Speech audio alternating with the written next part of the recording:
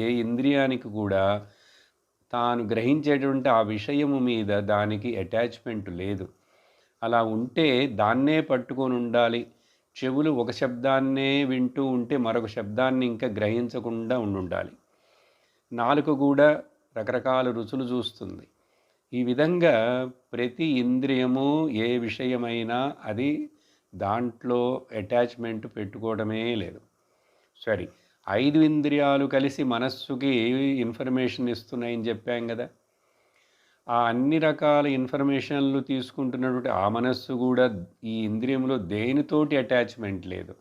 అలా అటాచ్మెంట్ ఉంటే కళ్ళు చూపించేవి మాత్రమే నేను చూస్తాను అని అంటున్నదా మనస్సు? లేదు. చెవులు పంపించే శబ్దాలను వింటుంది, ముక్కు పంపించే వాసనలు చూస్తున్నది, చేతులు చేసే స్పర్శను, అలే